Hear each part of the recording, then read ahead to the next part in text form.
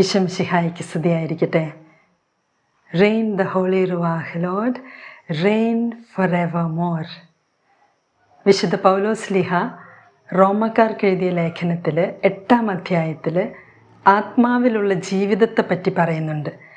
Life in the spirit, ആത്മാവിലുള്ള ജീവിതം. വിശുദ്ധ ബൈബിളിൽ പല സ്ഥലങ്ങളിലായിട്ട് നമ്മൾ കാണുന്നുണ്ട്. ജഡികമായിട്ടല്ല നമ്മൾ ജീവിക്കേണ്ടത്, നമ്മൾ ആത്മീയമായിട്ടാണ് ജീവിക്കേണ്ടത്. ആത്മീയമായി ജീവിക്കുന്നെങ്കിൽ നമ്മൾ ജീവിക്കും, ജഡികമായി ജീവിക്കുന്നെങ്കിൽ മരിക്കും എന്ന് ദൈവവചനം നമ്മെ ഓർമ്മപ്പെടുത്തുന്നുണ്ട്. സോ ആ life is to be in the spirit, not in the flesh. CCC paragraph 355 അതിൽ പറയുന്നുണ്ട്, ആത്മീയവും ഭൗതികവുമായ ലോകങ്ങളെ സ്വന്തം പ്രകൃതിയിൽ മനുഷ്യൻ സംയോജിപ്പിക്കുന്നു. അപ്പോൾ മനുഷ്യന് തൻ്റെ സ്വന്തം മനുഷ്യപ്രകൃതിയിൽ എന്താണ്? ആത്മീയവും ഭൗതികവുമായ ലോകങ്ങളെ സംയോജിപ്പിക്കപ്പെട്ടിട്ടുണ്ട്. CCC 362 പറയുന്നുണ്ട്, ദൈവഛായയിൽ സൃഷ്ടിക്കപ്പെട്ട മനുഷ്യൻ ഒരേ സമയം ശരീരിയും ആത്മീയനുമാണ്. ദൈവഛായയിൽ സൃഷ്ടിക്കപ്പെട്ട മനുഷ്യൻ ഒരേ സമയം ശരീരിയും ആത്മീയനുമാണ്.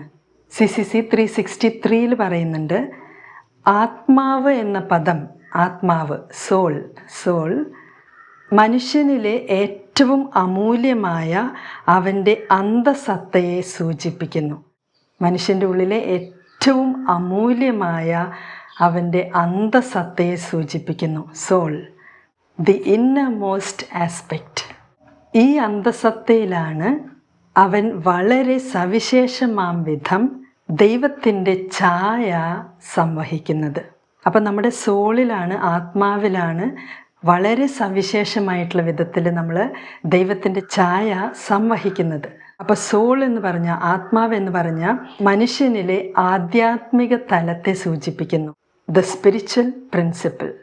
CCC 357 ദൈവഛായയിലായിരിക്കുന്നതിനാൽ മനുഷ്യന് ഒരു വ്യക്തിയുടെ മഹാത്മ്യമുണ്ട്. മനുഷ്യനൊരു വ്യക്തിയുടെ മഹാത്മ്യമുണ്ട്. അപ്പോൾ ആരാണ് ഈ വ്യക്തി? വ്യക്തി എന്ന് പറഞ്ഞാൽ എന്താണ്? ആരാണ്? വ്യക്തി എന്ന് പറഞ്ഞാൽ ഒരു വസ്തുവല്ല, ഒരു മൃഗമല്ല, പക്ഷേ ഒരു ആളാണ്. ആള് 4 സവിശേഷതകളാണ്. 1, സ്വയം അറിയാൻ പറ്റും. 2, സ്വയം ഉൾക്കൊള്ളാൻ പറ്റും. 3, സ്വതന്ത്രമായി സ്വയം ദാനം ചെയ്യാനായിട്ട് പറ്റും. 4, ഇതര വ്യക്തികളുമായി സംസർഗത്തിൽ ഏർപ്പെടാൻ കഴിവുണ്ട്. അപ്പോൾ നമ്മൾ ദൈവത്തിൻ്റെ ഛായയിലാന്ന് പറഞ്ഞാൽ എന്താണ്? ദൈവം ഒരു കൂട്ടായ്മയിലാണ്. ദൈവക്കൂട്ടായ്മ, പിതാവും പുത്രനും പരിശുദ്ധാത്മാവും. അപ്പം നമ്മളെയും ദൈവം വെച്ചിരിക്കുന്നത് ഒരു കൂട്ടായ്മയിലാണ്. കൂട്ടായ്മയിൽ വ്യക്തികളായിട്ടാണ് നമ്മൾ. വ്യക്തി എന്ന് പറഞ്ഞാൽ വസ്തുവല്ല, മൃഗമല്ല, പക്ഷേ ഒരു ആളാണ്, എ പേഴ്സൺ. 358 പറയുന്നു, മനുഷ്യന് വേണ്ടിയാണ് ദൈവം സമസ്തവും സൃഷ്ടിച്ചിരിക്കുന്നത്. അപ്പം മനുഷ്യനാണ് സൃഷ്ടിയുടെ മകുടം. മനുഷ്യന് വേണ്ടിയാണ് എല്ലാം സൃഷ്ടിച്ചിരിക്കുന്നത്. CCC 356 പറയുന്നു, ദൃശ്യമായ സർവ്വസൃഷ്ടികളുടെയും ഇടയിൽ തൻ്റെ സൃഷ്ടാവിനെ അറിയുവാനും സ്നേഹിക്കുവാനും കഴിവുള്ളവൻ മനുഷ്യൻ മാത്രമാണ്.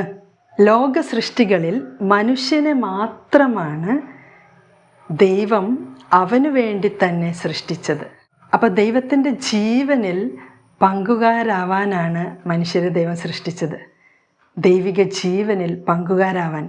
CCC 295 അതിൽ പ്രകാരം പറയുന്നുണ്ട്, തൻ്റെ സത്തയിലും ജ്ഞാനത്തിലും നന്മയിലും സൃഷ്ടികളെ ഭാഗഭാക്കുകളാക്കാൻ ദൈവം തിരുമനസ്സായി.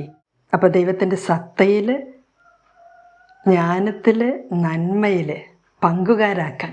CCC 364 മനുഷ്യ ശരീരം ദൈവഛായയുടെ മാഹാത്മ്യത്തിൽ പങ്കുചേരുന്നു.